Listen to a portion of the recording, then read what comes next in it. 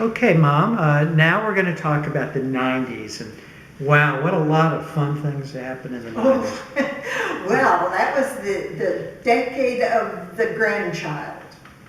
We had our three grandchildren during this period of time, and it was just, oh, it was wonderful. Just so, and we always, Papa and I always found ourselves saying that silly comment that people make. If I had known how wonderful grandchildren were, I'd have skipped the children and gone right to the grandchildren. Nice. Yeah, real complimentary. Nice. Yeah, but it is, it's wonderful having grandchildren, and especially when they're special, you know. And all three of ours are. So talk a little bit, why don't we go through each of them, maybe Well, the a first story. one was Yeah. Lauren, and she was a beautiful baby, and we were happened to, actually, we didn't plan to be there when she was born, but we happened to be there, and it was a really exciting evening, you know, Jack taking Kelly over to the hospital, and we stayed with Kelly's mom and their apartment, and it was just really, really fun. I'm sure it was not all that fun for them, but we were so excited. And then we got over there, and Jack took us up to where Lauren was, and we saw her just lying there. She was so sweet and pretty and just lovely. And so then, and she continued to grow to be that way even as an adult. She wears a little more clothes now, I hope, but she is a lovely young woman and a good student and a thoroughly nice person. Mhm. And then there came Teen. And Teen was just as cute as she could be. When she was a baby, she just would get so excited when Papa would do this thing with her. And finally she got older, and he would try to make her laugh, you know, and she'd say, "Leave me alone, Papa." So, and she's grown up to be a lovely young woman and very competent and caring, and we're proud of both those girls. And then there came Ryan, and Ryan was just he was little Jack.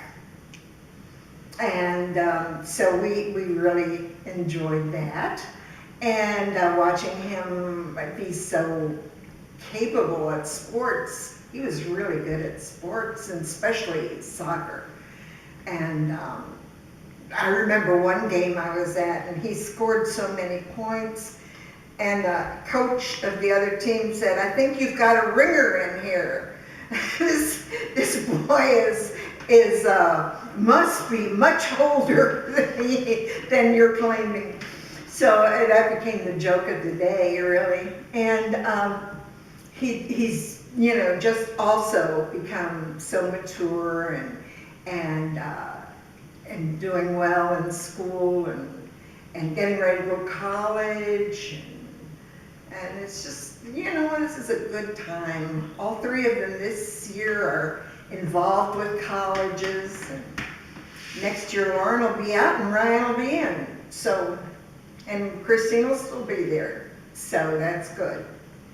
We'll always have two in college for a while. Any other events that in the 90s that maybe you want to capture? Well, you know, we had some good trips. Talk a little, maybe. Yes, we did. We went to visit Jack and Kelly and Lauren in London, and that was lots of fun, lots of fun.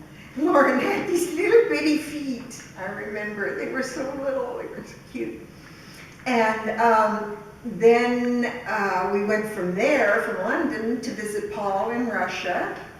And he had someone, a young woman from his office, who took us on different tours while he had to work. And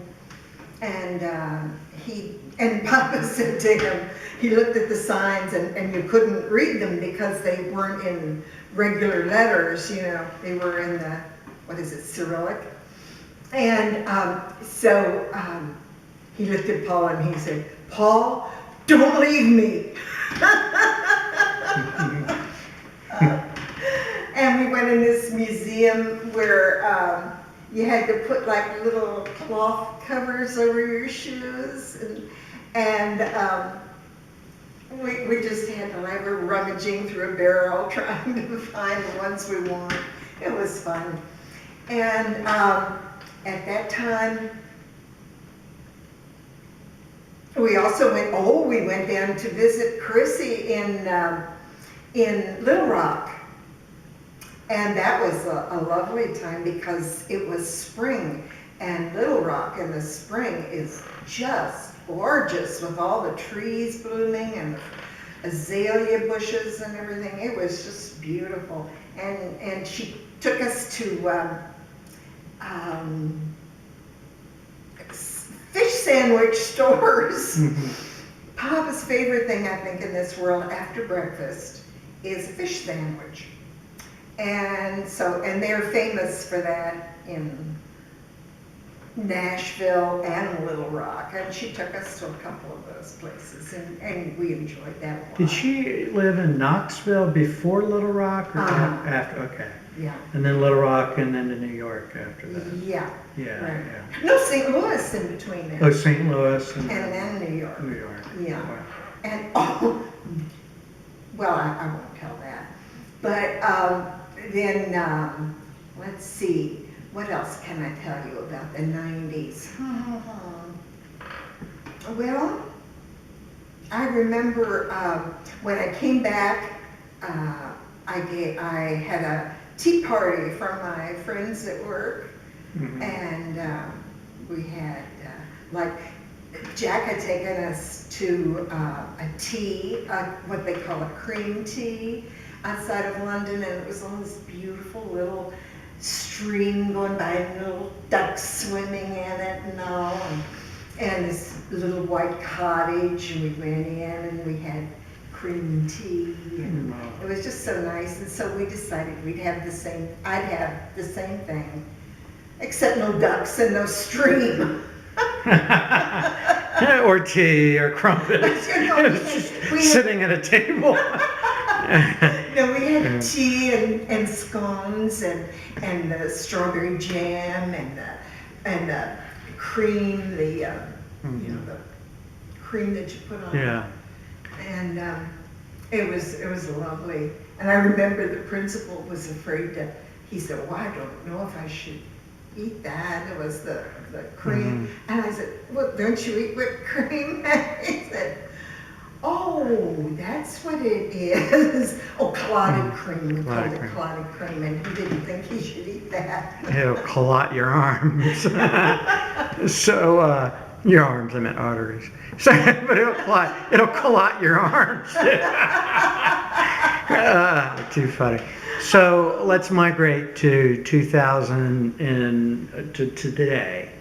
You know, maybe talk a little bit about, obviously where we are with our careers and how that may have impacted you, and maybe 9/11, that piece, and some of the trips, and then of course Papa passing, and then to where we're at today. Oh dear, it's hard to talk about this time. It was good. It was really good.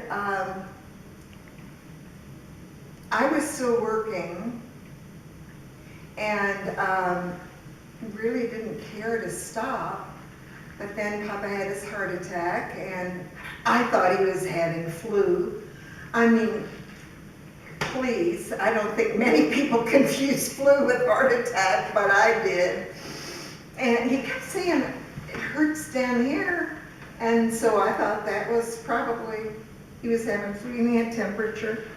But anyway, it turned out to be a heart attack, and he had 5 bypass surgery, and everybody was there, and we were at the hospital, and it was really good family time. Tom and Gina were there, and the kids, they had at the hospital, they had an elevator that was glass, and so I took the kids on the ride.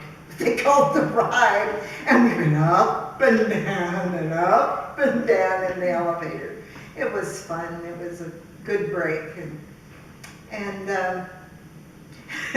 the doctor had a hard time with Papa because he didn't, when he was awake, he didn't want them doing anything to him, and he would, fight them off. And so the doctor called me back to ask me to see if I could help, and the next thing you know, Papa's got me pinned against the wall and said, "They're not going to do anything to me." So it was quite an experience. So finally I came out of there, and the doctor came in later to talk with us, and he said, "And I thought you were going to be some help, but no."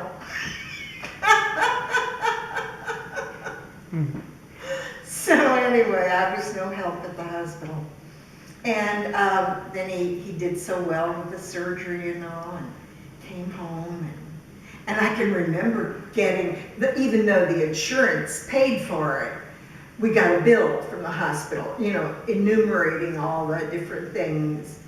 And I remember that day that the bill came sometime after the surgery, Christine happened to be here, and she was standing there, and I opened the bill, and I said, "Oh my gosh," it was so big. I said, "Oh my gosh, they gave him a golden heart," and she looked at me and said, "Did they really?" And she really thought they had put a golden heart in there. I said, "No, it just cost that much." Well, that reminds me of the story real quick when I asked Ryan both what the brain was made out of. Remember Yes, that? And yes. you remember what he said? Well, Meat I and remember wires. he said he knew all about, inside the body. He was very interested.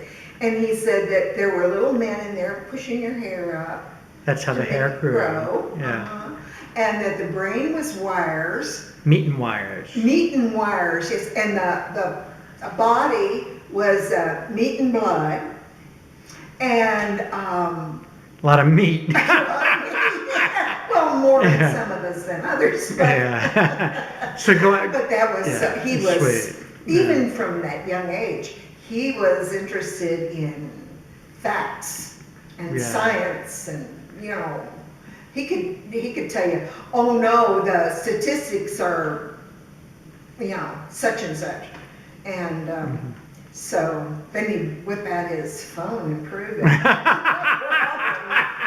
He's a smart kid, I tell you. Yeah. So you were back at Dad, I guess, and then 9/11 happened before Oh, yes. Dad Yes, he passed. did. So Papa was retired by then, and I remember he was, I had a doctor's appointment that morning, and it was very early, it was at 8 o'clock or 8:15, something like that. So I came back, and he was sitting in front of the TV. By that time, his eyes had deteriorated pretty much after the surgery.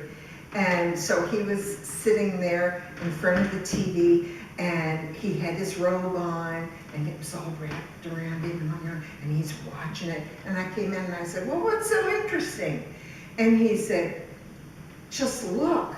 And I looked, and at that moment, that plane, the second tower, that plane went, it looked like behind the tower, and it went through it, and the tower just crumbled.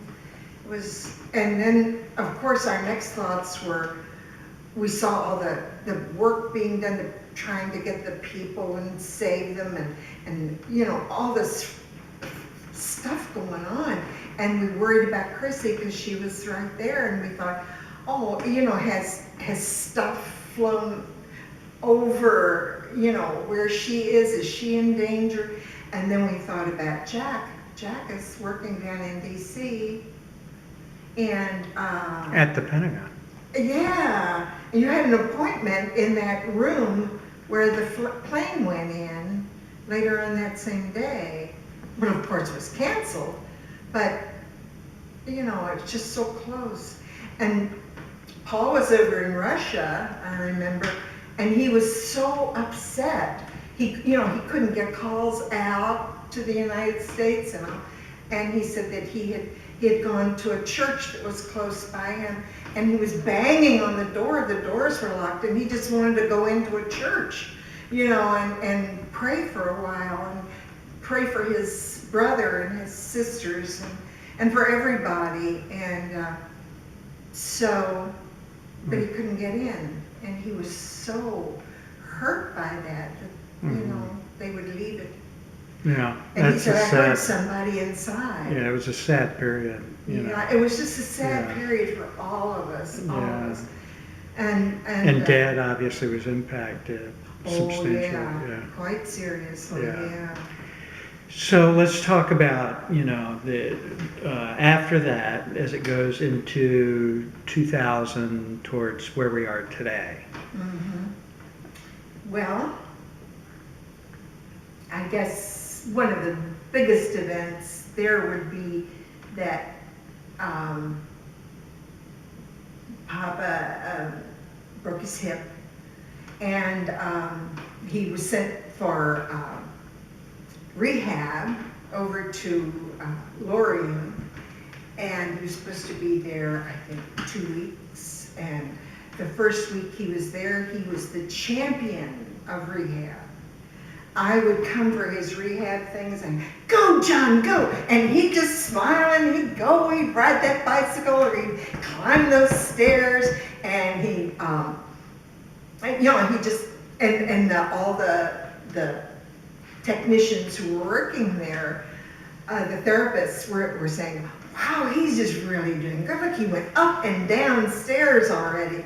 And so, and then all of a sudden one night, something, I guess Ryan would say his wires got tangled. And he just couldn't do it anymore. And he just, you know, kind of didn't know where he was. And he'd tell me about Mary Louise and George came to see him, and they had such a nice visit. And his boss called, and he wanted to know if he had finished his project. And as soon as he finished, he should come on back to work. And just, you know, different little stories about, and he told me one day we were having coffee, and he said, we were talking about the people that work there and how nice they were. And I said, no, I love the lady who takes care of you. I said, she's just really nice. And he said, yes, she is. And then he said, I think she wants to marry me. And I said, well, too bad. I got there first. And he said, oh, okay. That was it. Yeah, and then I guess the next big things were graduations. Lauren graduated from high school, and then Christine graduated from high school, and this year, or well, actually next year, Ryan will graduate from high school, and then Lauren will graduate from college, and shortly on her heels, Christine will graduate from college, and shortly on her heels, Ryan will graduate from college. And it's just going to be so fun to see what they do with their lives and what they become, and you know, and it's just going to be good. Yeah. So that's a nice story. So we've covered, you know, the life of Carol Ann Stratman Kiesler. And Oh, That's a mouthful. begun from the 30s all the way up to today, and here we are talking about a really rich and exciting period where you had a wonderful family and had 4 kids that just loved their mom to the And 4 moon and kids that back. are so And- wonderful and so good to me and so loving. Oh, I don't Yeah. know what I'd do without any one of them. Yeah, And well, God help us, I hope we don't have to find out. ironically, today is actually Thanksgiving. Yes. And this has been probably the most exciting ways I could possibly think of to spend a Thanksgiving, because we've been doing exactly that. We've been giving thanks Exactly. for everything, and this has been just a wonderful project. And my plan is to wrap all this up and put it into a nice video that we could all watch, hopefully by Christmas this year. So with that, I'm closing out, and Mom, would you like to say goodbye? I would like to say, I love you and be sweet.